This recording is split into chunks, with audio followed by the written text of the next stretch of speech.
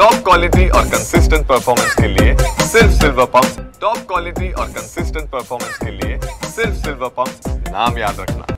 बारामती शहरालगतच्या शेतीला जे आहे पाणी पुरवठा करणारा निरा डाबा कालवा जो आहे तो काल बारामती तालुक्यामध्ये पडलेल्या अतिवृष्टीमुळे पिंपळे लिमटेक या गावाजवळ फुटलेला आहे। पण पाहतोय की निरा डाबा कालव्यामधून येणारा पाण्याचा प्रवाह जो आहे तो मोठ्या प्रमाणावरती आहे, कारण काल जवळपास दिवसभर अतिवृष्टी जी आहे ती बारामती तालुक्यामध्ये झाली आणि त्याचा फटका जो आहे तो बारामती तालुक्यामधल्या अनेक गावांना सहन करावा लागला। आणि पण पाहतोय की अतिवृष्टीमुळे या ठिकाणी पिंपळे लिमटेक या गावाजवळ हा निरा डाबा कालवा जो आहे तो फुटलेला आहे। आपण पाहतोय की समोरच्या बाजूला याच ठिकाणी मोठं भगदाड जे आहे ते कॅनॉलला पडलं आणि पाण्याचा प्रवाह या ठिकाणी आपण पाहतोय की पुढच्या बाजूला शेतीमध्ये जाणारं पाणी असेल, त्याचबरोबर पालखी महामार्ग म्हणजे पंढरपूर महामार्गावरती जाणारं पाणी जे आहे ते आपल्याला पाहायला मिळते आणि त्याचा फटका जो आहे तो इथल्या शेतकऱ्यांना सहन करावा लागतोय, कारण या पाण्याबरोबर शेतातली माती जी आहे ती सुद्धा वाहून जाते। त्यामुळे अनेक शेतकऱ्यांचं नुकसान या संपूर्ण परिसरामध्ये झालेलं आहे। पाहतोय की तळ्यासारखी परिस्थिती आपल्याला माहामार्गावरती पाहायला मिळते। सकाळची ही परिस्थिती आहे। काल विचार करा ज्यावेळेस कालवा फुटला त्यावेळेस इथली नक्की परिस्थिती काय असेल। नागरिकांमध्ये एक भीतीचं वातावरण निर्माण झालेलं होतं। मात्र या संपूर्ण परिस्थितीची पाहणी करण्यासाठी आणि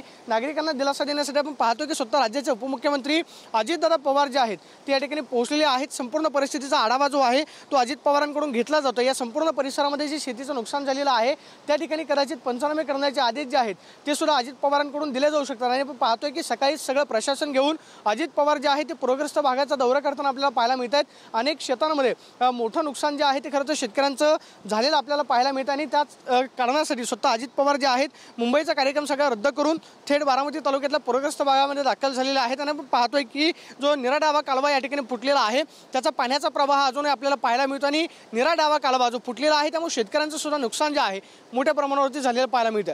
कॅमेरा पर्सन तुषार ननवरे, प्रदीप कापसे, TV9 मराठी, बारामती।